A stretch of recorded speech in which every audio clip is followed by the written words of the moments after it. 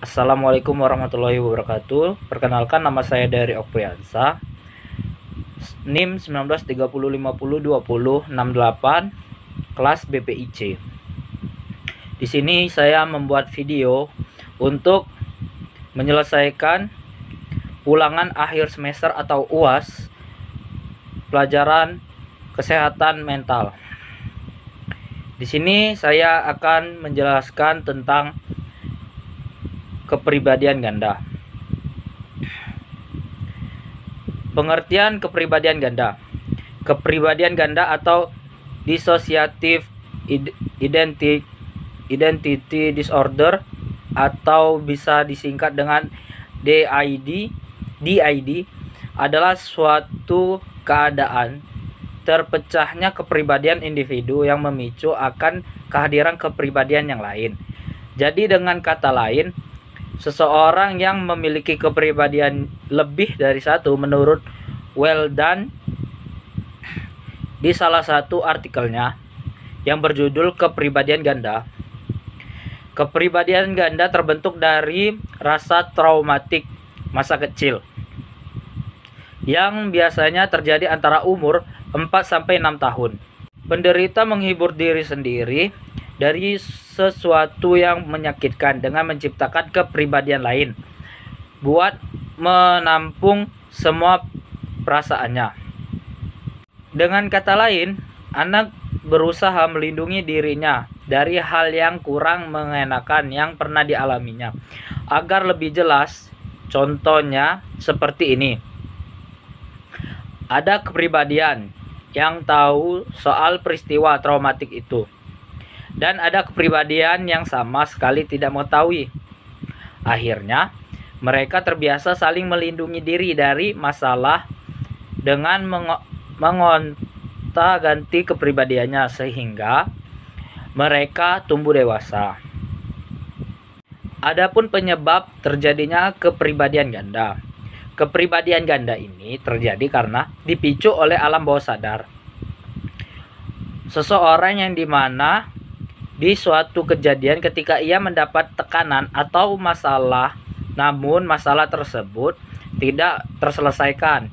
Inilah yang akan memicu dirinya untuk mempunyai kepribadian yang tidak biasa.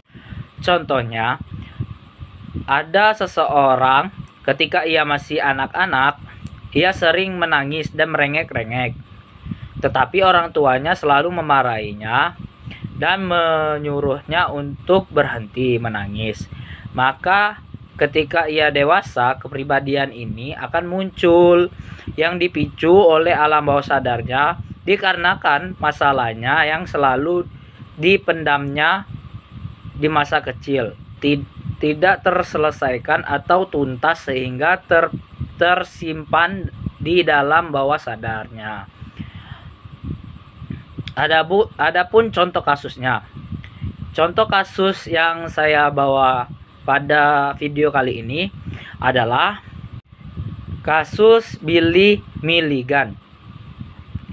Dalam kisahnya, Billy yang nama aslinya William Stanley Milligan adalah orang pertama dalam sejarah Amerika yang dianggap tidak bersalah atas berbagai tindakan kriminal serius dengan alasan tidak waras karena dia memiliki kepribadian majemuk atau kepribadian ganda.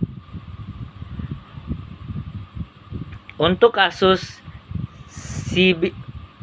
Bill dan Billy, semuanya ditangani oleh Dr. Wilbur, seorang psikiater wanita yang merawat si Bill selama 11 tahun, yaitu mulai dari tahun 1954 sampai 1965. Sedangkan berhubungan dengan Billy atau merawat Billy terjadi pada tahun 1979 sampai 1981. Dr. Wilbur membuktikan bahwa pada beberapa pasien yang dirawatnya, perpecahan kepribadian merupakan gejala histeria yang timbul sebagai reaksi terhadap lingkungan keluarga yang picik. serba tidak diperbolehkan, ada unsur kekerasan, atau tidak memberi kesempatan untuk mencari jalan keluar dari setiap persoalan atau setiap masalah. Sebagian besar penderita kepribadian ganda sering mengalami trauma masa kecil dan sebagian bisa disembuhkan walaupun butuh waktu yang lama. Jadi orang yang dengan penyakit kepribadian ganda ini beberapa bisa disembuhkan dan beberapa tidak. Pada kasus Sibyl, dia mengalami perpecahan kepribadian semenjak usia 2,5 tahun atau 2,5 tahun. Profil orang tua yang tidak memberikan kasih sayang dan perhatian, memberikan rasa tidak nyaman, serba tidak memperbolehkan, keras, tidak memahami sang anak, dan terutama terjadi pada anak yang introvert. Orang tua yang tidak peduli pada saat sang anak mengalami stres, shock, dan depresi, sehingga dengan sendirinya pribadi itu akan terpecah pada anak yang mengalami. Perpecahan kepribadian sering kehilangan waktu, tanggal, atau jam. Pada waktu-waktu tertentu, saat pribadi yang lain muncul dan menguasai tubuh, pribadi yang lain seolah tertidur atau hidup dalam mimpi. Maka pada kasus Billy, dia tidak pernah ingat berbagai tindakan kriminal yang dilakukannya. Oleh orang luar memiliki fakta-faktanya memang mengarah pada Billy, tetapi Billy tidak pernah merasa dan tidak pernah ingat. Saat dideteksi dengan tes kebohongan, ditemukan fakta bahwa tidak ada kebohongan di sana. Hal itu terjadi pada saat dilakukan tes kebohongan. Pribadi yang baiklah yang muncul. Pribadi yang selalu melakukan tindakan kriminal sedang tertidur dalam waktu yang sangat lama. Adapun penanganan terhadap penderita kepribadian ganda. Kepribadian ganda biasanya bermula dari saat kecil, tapi jarang terdiagnosa sampai saat dewasa. Penyakit ini jauh lebih rumit dibandingkan penyakit kepribadian lain, dan kadang tidak bisa disembuhkan secara total. Penyakit ini lebih sering terjadi pada wanita dibandingkan pria. Cukup sering penyakit ini disertai penyakit lain, misalnya depression, borderline personality disorder, dan somatization disorder. Penderita juga biasanya mengalami sakit kepala, substance abuse, fobia, halusinasi, percobaan bunuh diri. Begitu juga dengan gejala disosiatif lainnya seperti amnesia dan depersonalization. Orang di sekitar penderita kepribadian ganda dibuat bingung oleh tingkah laku si penderita yang selalu berubah-ubah. Pada akhir kasusnya, penderita kepribadian ganda bisa disatukan kembali menjadi satu kepribadian yang utuh, meskipun membutuhkan waktu yang cukup lama, dengan dibantu oleh seorang psikiater handal.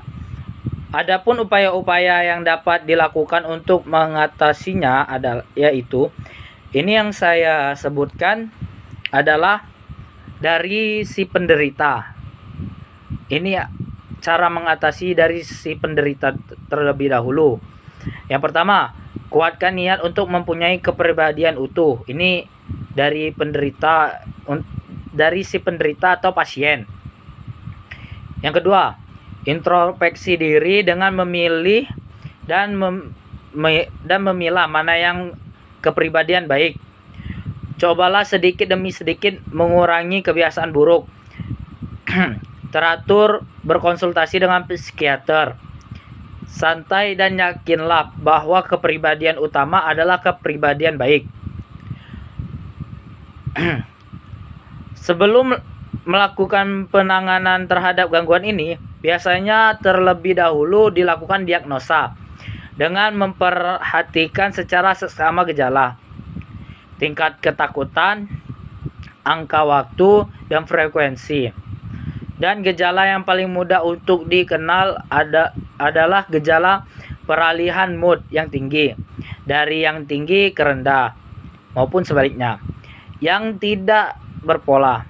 Biasanya psikoterapi berupa terapi perilaku kognitif menjadi pilihan. Perhatian ekstra harus dilakukan bila hendak merencanakan pemberian antipsikotik jangka panjang, terutama generasi pertama atau golongan tipikal, karena dapat menimbulkan beberapa efek samping.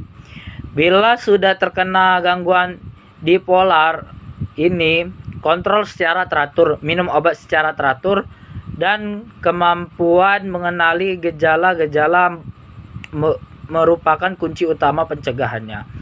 Baik, mungkin itu saja yang dapat saya sampaikan pada kesempatan hari ini. Lebih dan kurangnya saya mohon maaf. Kepada Allah marilah kita sama-sama mohon ampun. Saya akhiri. Wassalamualaikum warahmatullahi wabarakatuh.